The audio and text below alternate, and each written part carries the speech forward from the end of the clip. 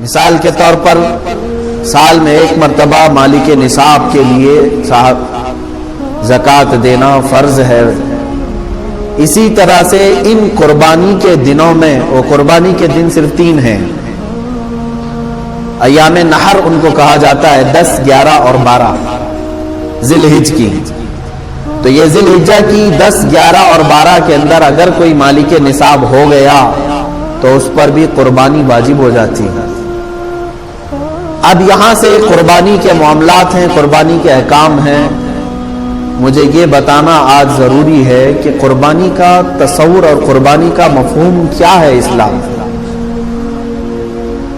آج اس قربانی کو ہمارے ہندوستان میں کچھ الگ نظر سے بھی دیکھا جانے لگا ہے۔ بات در حقیقت قربانی کی نہیں ہے بلکہ تمہاری عبادات کی ہے، یہ تو بہانہ ہے کہ قربانی ہے۔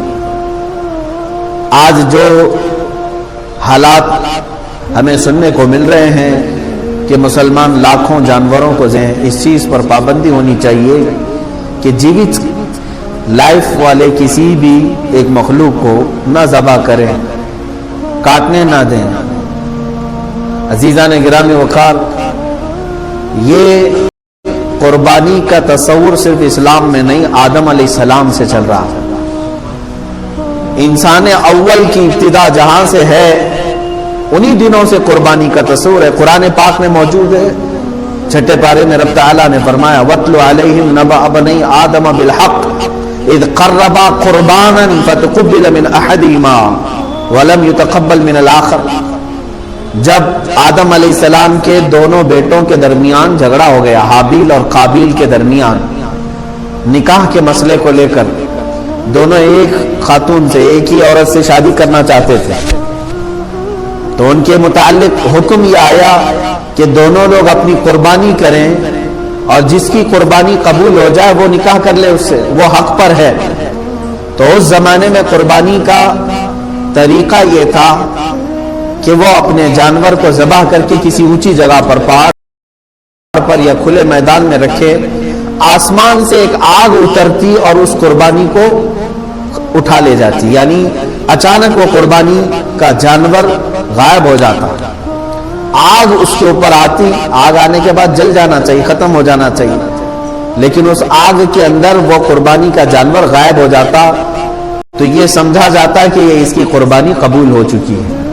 حابیل اور قابیل نے اس زمانے میں قربانی کی، حابیل نے ایک مینڈے کو ذبح کیا اور بلند جگہ پر رکھا، اس کے چھوٹے بھائی قابیل نے بھی، ان کے متعلق یہ ہے کہ وہ کچھ غلہ اناج لا کر کے اس نے رکھا، دونوں میں سے آسمان سے آگ آئی تھوڑی دیر کے بعد اور بڑے بیٹے حابیل کے ذبح کیے ہوئے جانور کو وہ کھا گئی، وہ جانور غائب ہو گیا۔ اس سے اس وقت فیصلہ یہ کیا گیا، یہ پہلی قربانی تھی دنیا میں، سب سے پہلی قربانی تھی۔ آدم علیہ السلام نے حکم فرمایا کہ حابیل حق پر ہے، اس لیے اس کی قربانی قبول ہو گئی۔ قرآن پاک نے تقریباً کئی مقامات پر 1 درجن کے قریب آیتیں قربانی کے متعلق ہی نظر آئیں گی آپ کو کہ قربانی کا مفہوم کیا ہے، اور تقریباً عیسیٰ علیہ السلام تک جتنے انبیاء اکرام علیہ السلام آئے، اکثر انبیاء کی امتوں پر بھی قربانی کے احکام واجب ہوئے، لیکن الگ الگ طریقوں سے۔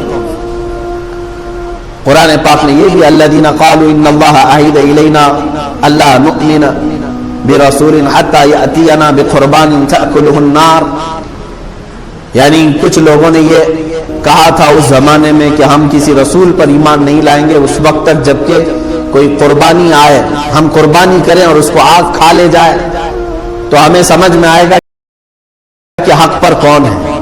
اس وقت تک یہ معاملات تھے کہ قربانی کو آسمان سے کوئی آگ آتی اور اٹھا لے جاتی اور سمجھ میں آتا کہ اس کی قربانی قبول ہے اور اس کی قربانی رد کر دی گئی۔ اب آپ یہ سوچتے ہوں گے کاش ہمارے اندر بھی ہوتا ایسا، ہم بھی اپنے جانوروں کو ذبح کر کے رکھتے، ہم بیل کو ذبح کر رہے ہیں، بکریوں کو یا پھر اونٹ کو، 3 ہی جانور ہیں ذبح کے لیے قربانی میں، مرغے مرغیوں کی قربانیاں نہیں ہوتی، لیکن ابھی سننے میں آیا ہے کہ جماعت اہل حدیث نے انڈے کی قربانی کو بھی جائز کہا ہے۔ سارے لوگ نہیں ہوں گے، ان میں سے بھی کوئی نرا جاہل ہوگا۔ بہرحال یہ قربانی کے متعلق آپ بھی سوچ رہے ہوں گے کہ پہلے کی امتوں کے لیے قربانی کرتے تھے تو آسمان سے آگ آتی اور اٹھا لے جاتی۔ کاش ہمارے اس میں بھی ایسا ہوتا، ہم بھی قربانی کرتے اور رکھتے، آسمان سے کوئی چیز آ کے اٹھا لے جاتی تو ہم سب کو بتاتے کہ دیکھو یہ اللہ کی طرف سے آئی ہے اور قربانی ہماری قبول ہے۔ عزیزان گرامی وقار، آپ تصویر کا ایک ہی رخ اپنے طرف سے سوچ رہے ہیں، یہ میرے رب ذوالجلال کا احسان ہے امت مصطفیٰ پر۔ رب ذوالجلال نے امت مصطفیٰ کے عیبوں کو چھپانے کے لیے، اگر میری قربانی قبول نہ ہوتی تو پورے معاشرے میں میرا چہرہ کیا ہوتا؟ اگر آگ آ کر کے فلاں کی قربانی کو لے گئی اور میری چھوڑ گئی تو سب کے سامنے تو میں رسوا اور ذلیل ہوتا، چار لوگ سب بتا کر کے کہتے یہ وہ آدمی ہے جس کی قربانی قبول نہیں ہوئی۔ اللہ تعالیٰ نے امت مصطفیٰ کے ہر عیب کو اس کی موت تک محفوظ رکھا ہے، چھپا رکھا ہے۔ قبول ہوئی کہ نہیں ہوئی یہ سب قیامت کے دن بتایا جائے گا۔